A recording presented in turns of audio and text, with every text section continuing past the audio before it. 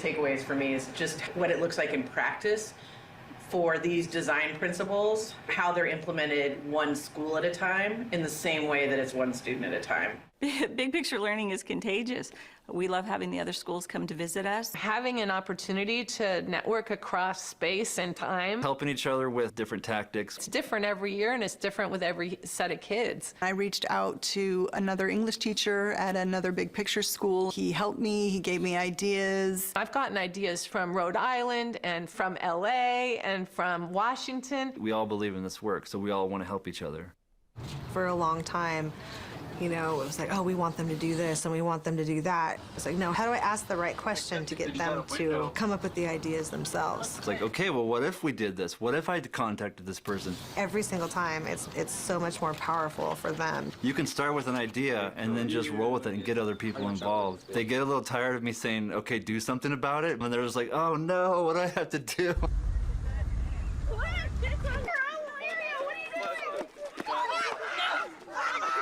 Before I came to Big Picture South Valley, I definitely didn't think I would have graduated. Coaching the principal to create those conditions where it's safe to fail for teachers is really important. Chris, of course, has been our backup. I ask my teachers to go into the classroom and try things you've never tried before. We want them to take great risks. Oftentimes, students haven't had this in their life anywhere previously. You start finding kids that you thought had no voice saying, I want to try this. I brought my Native community a mural for one of our MMIW victims, Khadijah Britton. Putting Khadijah on the wall brought so much honor to my people. It was able for us to be heard and seen. I love that one little idea of mine was able to turn into something so powerful and so beautiful for my people. Possibly. Thank you. One of the most memorable projects was building my own little house. It meant a lot that I was able to get credit for it. It was just for me. It wasn't for the school, you know. Once you kind of know yourself and you know what you want to do, it's much easier to create a vision for the future after you have that vision. Just the environment here really guides you to get to where you want to be.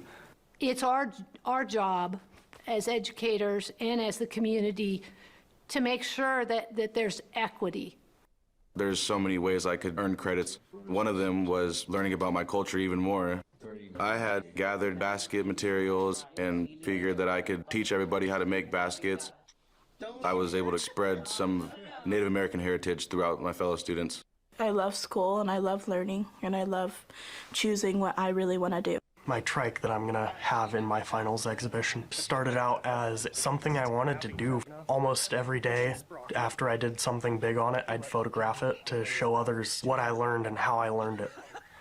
Big Picture allows me to actually do stuff outside of school. I started my internship to be a part of the Ukiah Valley Youth Leadership Coalition. In Ukiah, smoke shops sell whippets, nitrous oxide. Smoke shops shouldn't be selling them. We went to the city council and they agreed smoke shops aren't allowed to sell them anymore. Knowing that people actually care about the youth in our community is so powerful to me. Getting the youth to know their own power, that's pretty great.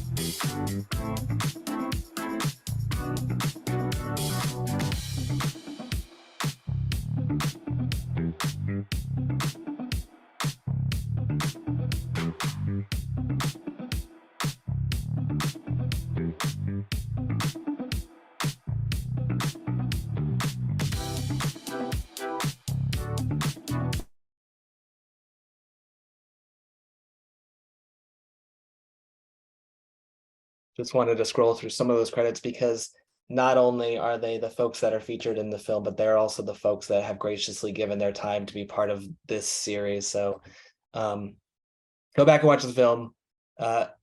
I feel the same way about movies. Watch the credits. None of this is possible without knowing the people that are behind it. So thanks for watching those. Andrea and Javier, back to you all. Yes, and just a quick reminder, if you do want to, jot down some questions or responses or reactions in the chat, feel free to do that. So the topics for today's segment, are really about practicing, activating, failing, and succeeding, right? And how these things intersect. I would love to start with Mercy. Mercy, first, I'm so inspired by your project. Every time I see the movie, I think about, oh, this is how school can be done well, right? If what matters to students matters to schools, right? And there are systems created, to support that. But if you can think back, Mercy, to when you first enrolled at South Valley, right? When you first, which is a continuation school, I believe, right? I'm wondering you think about like when did school begin to feel different for you?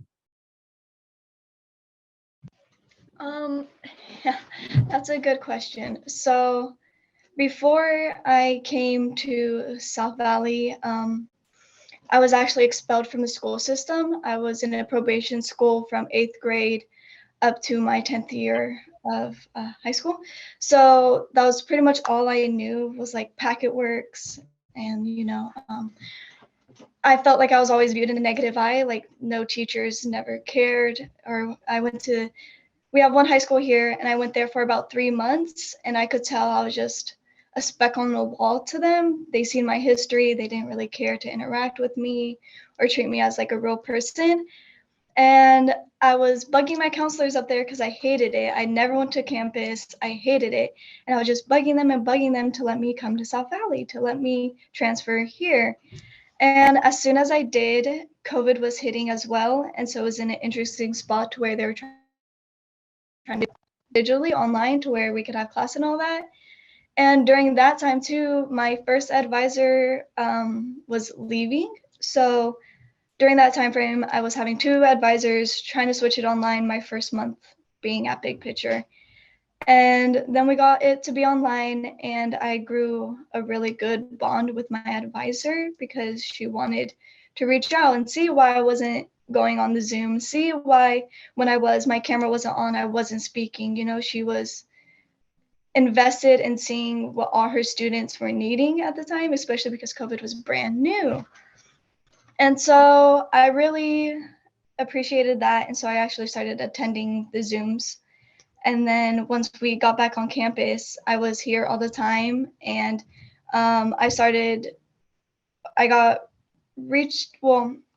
backtracking. One of my drug counselors at the time reached out to me and was like, I'm starting this youth coalition that me and Miranda were the founding members of. And she was like, I know you're interested in work. And so she kind of brought me under her wing, and Big Picture allowed that to happen.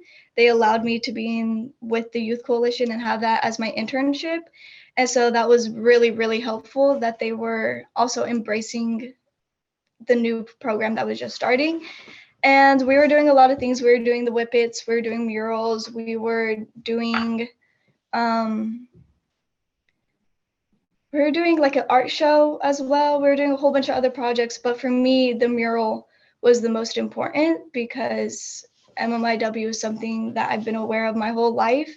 And recently I've found out that it's not known like that this organization and this profit that is, like Black Lives Matter and Asian, all the organizations and all the movements that were happening during COVID, they were known, they were all over media, but Big Picture, MMIW has been a thing since before I was born, in the Native community, MMIW movements have always been a thing. And to me, I never known it wasn't known to other people like that. And so to me, it was very important to bring awareness to the movement. And so Big Picture was very fortunate, or I was very fortunate for Big Picture to allow me to do that. Yeah, thank you. And Eric, in the movie, there's a question that is raised by, I forgot what person, but the question is, how do we ask the right questions to get them to come up with the ideas themselves? And it was something that you said also in the film about they get tired of me asking, what are you going to do about it? So I'm curious as to like how did you know what were the right questions to ask students as you like created learning individually for them? Yeah, I mean, it was kind of an easier transition because I was an English teacher previously to coming to this school. So asking tons of questions and getting them to talk was, I guess, pretty natural. But you have to change that to thinking about the subject content and what they're trying to learn to being curious about them as people. And if you can be curious and keep asking why and keep digging deeper, like they get sick of me asking all these questions, but they know that I'm doing it out of care and out of love because I can eventually get them into another resource or push them to be digging deeper in their lives. And sometimes this happens in our morning circles. Sometimes this happens when I'm right next to them at the desk, or they're at my desk, or I take them out to the ramp and just go a little deeper sometimes. But I guess staying curious drives them to figuring out what they feel is possible because I keep asking them the right questions eventually. And then it's like, okay, now how can we put this power into your hands? How can we empower you to do these things? Because we really talk about a lot, like on this campus, real life learning and trying to like basically link everything you're doing to, you have to do this in the real life somehow anyway. So when you're an adult and you want to get something going for yourself, you do it. No one else does it for you. And I remind them of that, like, hey, this is on you. We're here to help you and support you and provide the structure for you and even reach out and get resources with you, but not for you and not we're not here to do things to you either. So it's really about empowering them as much as possible, but trying to figure out their why. And like it's nice to have these ideas, and adults do this too. We have these idealistic things that we come up with, and I'm going to do that. And it's like, well, really, why do you want to do that though? And then the more I find out why, it might also just because, well, they saw it on a video game or they saw it on YouTube or something, and that's not really what they actually are willing to do. So if I find out more about their why, then I can dig deep enough to find out what they're willing to do. And when they're willing to do something that matches up with their why, then they're more likely to do it. But I have to point that out. It's like listening to a kid saying he wants to join the Marines, and it's like, why? Well, because I grew up playing all these shooter games, and they don't join the Marines after that. So I really want to try to find out as much as I can to try to link that with what they're actually willing to do. Thank you, Eric. You made me think about, in the movie, there's Susan, the former principal of North Bay Met, talks about, I think, or maybe it was in a conversation that we've had privately, how deeply personal this work is, that and so that you have to kind of do like some self-excavation, right? And really think about what is it that you value in education. So I'm wondering if you have gone through some sort of like transformation yourself, right? Like how am I thinking differently, about myself, about schooling, or I would love to hear your thoughts on it. Yeah, I was just at a mini convening at the Met SAC the other day, and someone asked Philip, the advisor, what advisory is, and he just was like, it's complicated. and that's, he didn't really know what all to say, but I left there really inspired and thinking about more I can do for myself to be better at this. And I feel like I do a lot already, but it's like, I don't know if anybody's ever been to counseling or marriage counseling or any of that. It's like taking all that work you need to do on yourself and not only applying it to your family and your personal life, but also your professional life and your students as if they were your family.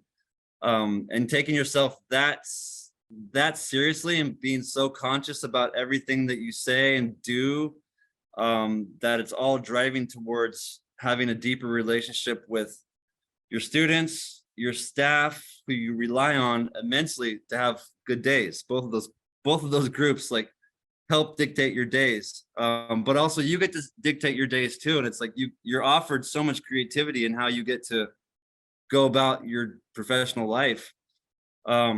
But then that starts to bleed into like how you also handle your family life too. So you take some of that hard work you've already done on yourself, you apply it to the professional work, and then you find yourself becoming a better person in your family as well, and taking things more seriously, and just rising up to a person that I didn't know I could be. I mean, I think about those first times in counseling like 10, 12 years ago, and I was like, oh, that's great. Now I'm growing, I'm getting better. But you really become, I mean, you have to, if you're going to do this work right, you have to become somebody else that is in there. You don't know it's in there yet though, but it's there. And as I was looking at those advisors who were in year 20 or year 10 the other day at Sacramento, I was like thinking, that's where I'm headed. And just to see how they look around before they answer questions and think so much about it. There's so much consciousness that goes into what they're trying to do every day and what I'm trying to do too. And I make a lot of mistakes, and I also have to like own that in front of my kids and apologize and like make amends sometimes, and make deals and bribe them, and like whatever it takes sometimes to let them know like you didn't mean it, and you're not trying to treat them as someone that's lower than you. Like you really have to try to get these students to be on your level if they're gonna be prepared for the next step. You know, I'm trying to think about like the kids going to college and who go off and get away from their parents for the first time and party and get alcohol poisoning and all the stuff that comes with getting out of your house for the first time, versus the kid that's going to like handle their business and be ready to go right when they get out and take things seriously. And that's where I want them to get at. So we tell a lot of personal stories too, and you have to find a balance, obviously, but I do have my kids' phone numbers on my phone. It's really weird. I never thought I would have done something like that, but sometimes we need to communicate with them in that way. So it's just, you just go deeper than you ever have been before. And you would never have expected that of yourself when you first jumped into this. Eric, I really appreciate you being so like authentic and sharing, you know, how this is like a whole process for you as a human being, you know, and I hear you touching on things that really came out of the video for me about, I think the phrase was creating conditions to fail, you know, and making sure that that was something that happened.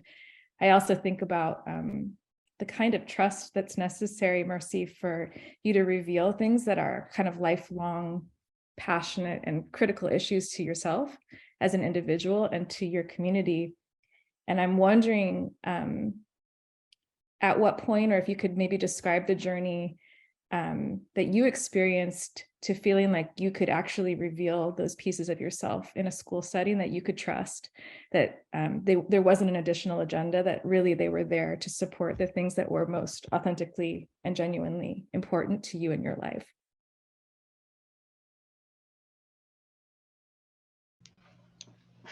Oh, I don't know.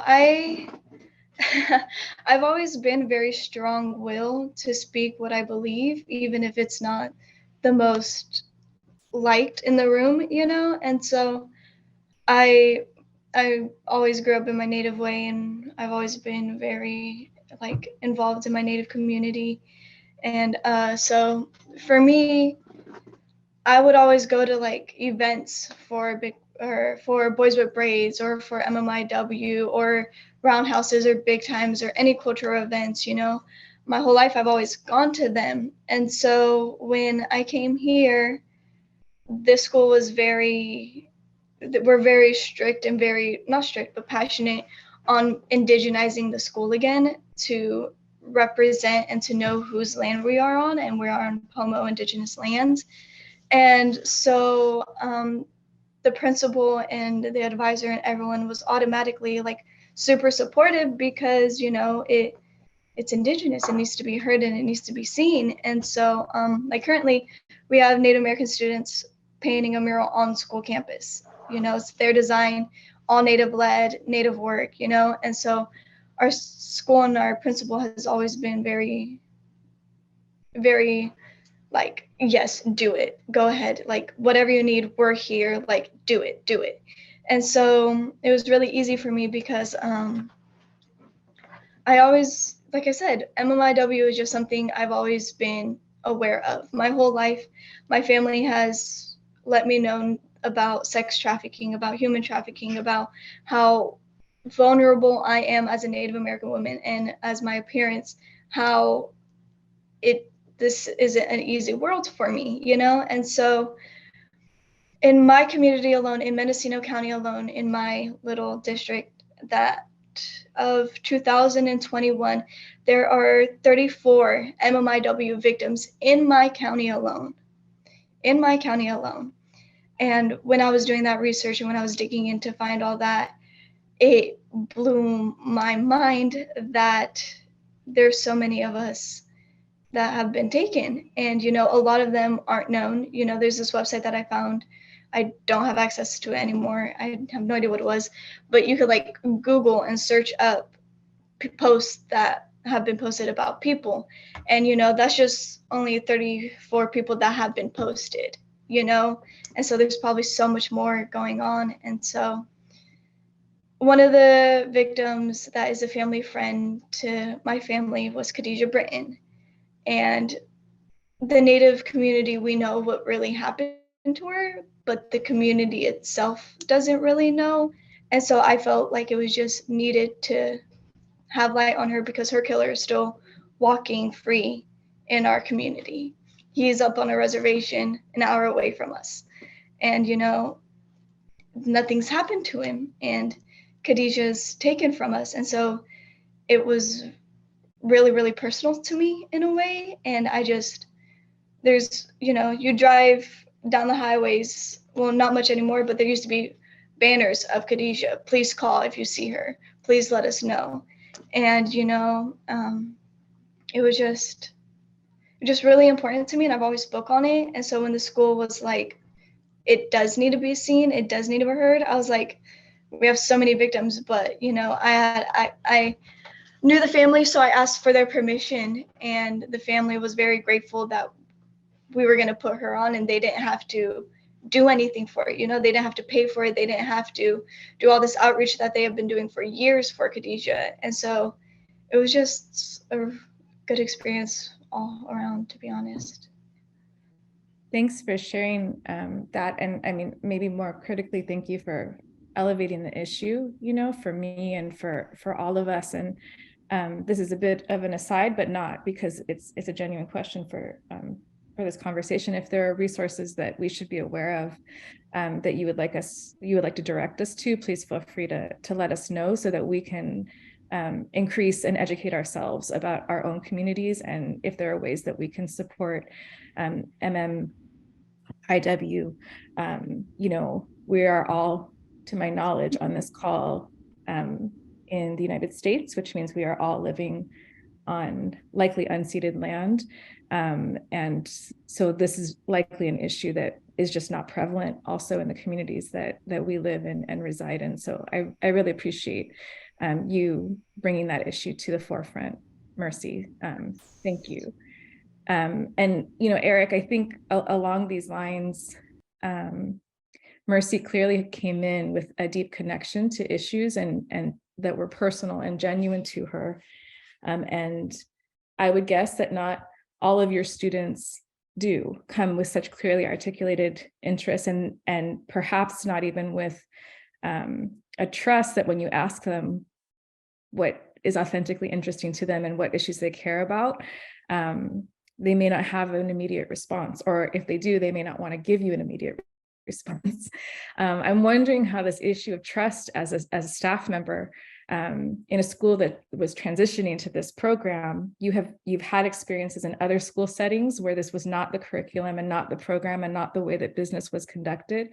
Can you talk a little bit about your journey as a professional educator and both working with your advisory, but also working with the school staff, and how you were able to, you know, to go back to the title of the film, how you were able to get yourself to go all in and to trust that this was something that was going to provoke deep, authentic learning that was as, if not more valuable than perhaps learning that was more scripted in a more traditional curriculum.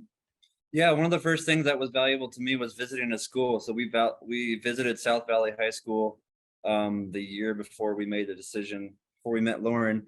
And so Mercy was probably there as a student when we went there. And I went into Rachel's room and I just introduced myself and I said, I don't want to talk to Rachel. I want to talk to these kids. And so I went around and interviewed every single one of those kids for like an hour. I spent just talking to them and asking them what they thought about all this stuff. And the way that they spoke about school, I mean, this was a continuation high school, like ours is a continuation high school. And then my previous school before I moved here was a continuation high school. I'd never heard continuation high school students speak about school like that with passion, or of at least some trust that this is going to be better if they just moved there. So there was like the whole spectrum of kids there.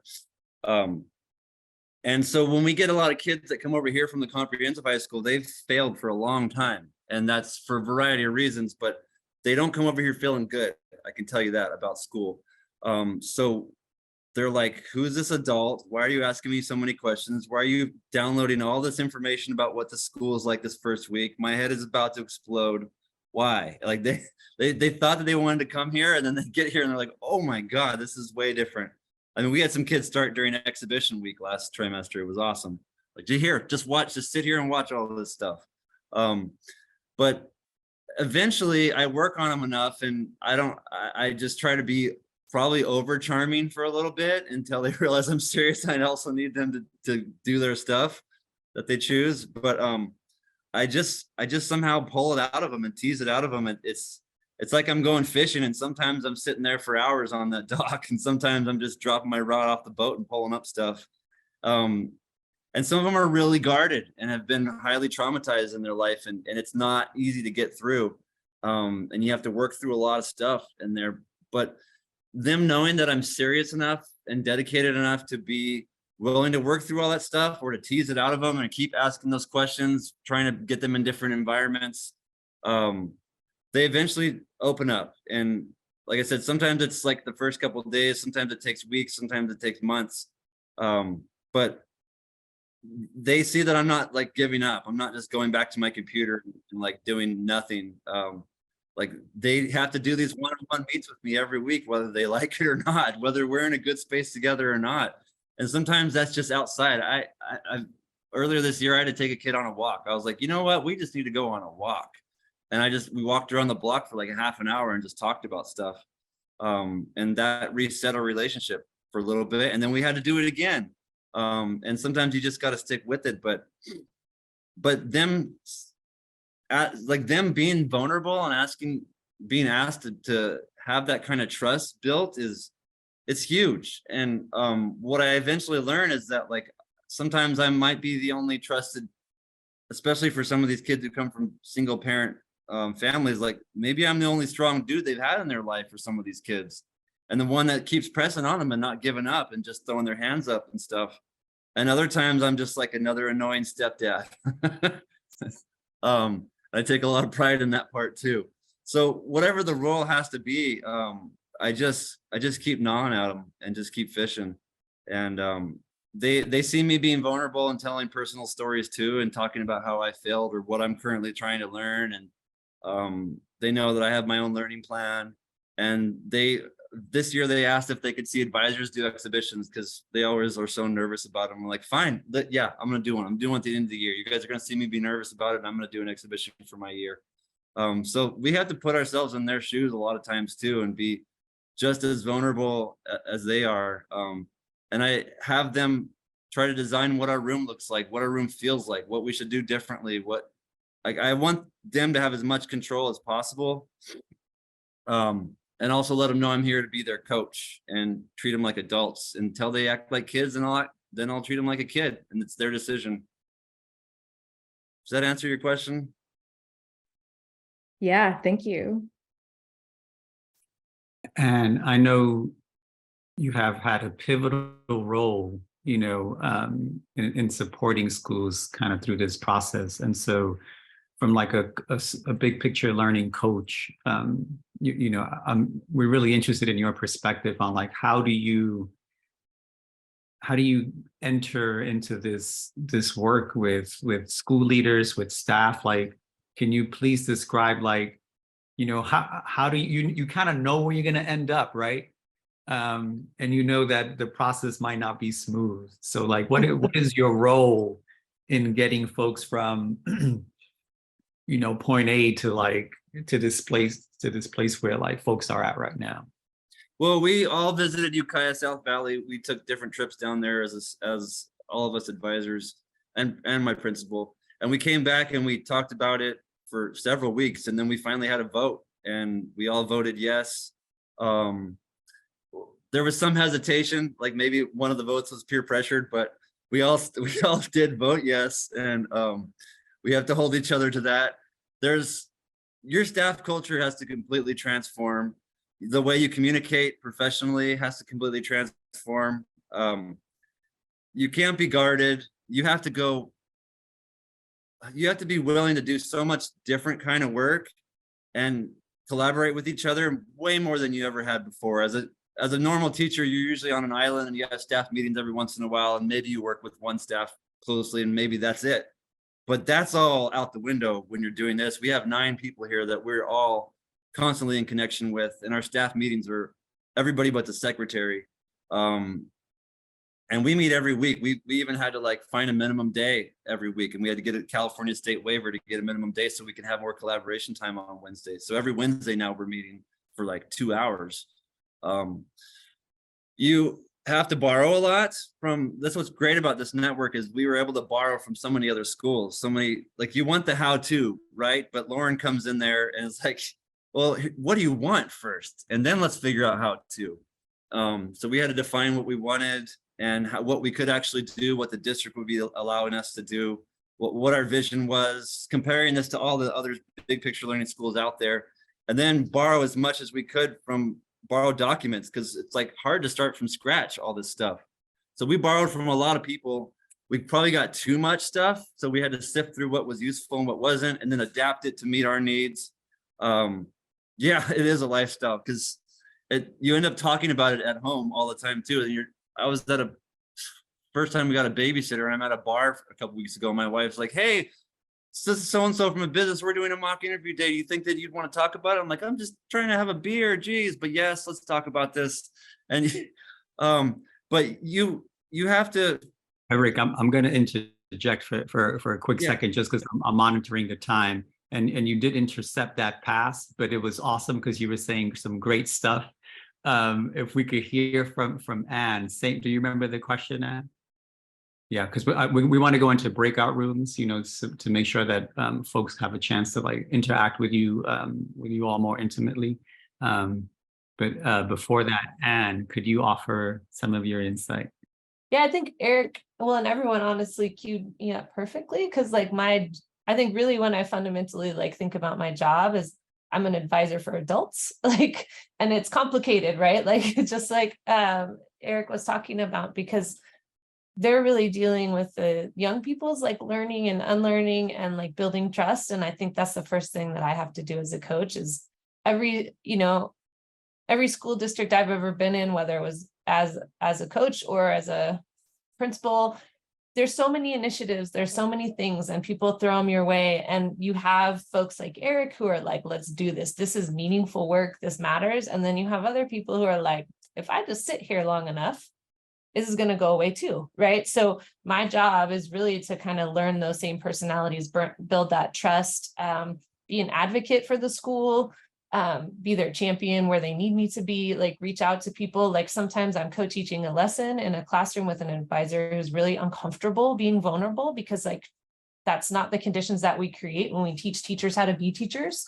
Like when we talk about the power differential in a classroom, right? Like the authority who has the like control of the learning, that has to all completely change to get to this place. Like Eric's talking about, and Mercy's talking about, where there's authentic trust, where someone says like, yeah, do it, let's do this, instead of like, no, I want you to do this instead. Like who's in charge of the learning has to like dramatically change and shift. And I feel like my job is to help that happen.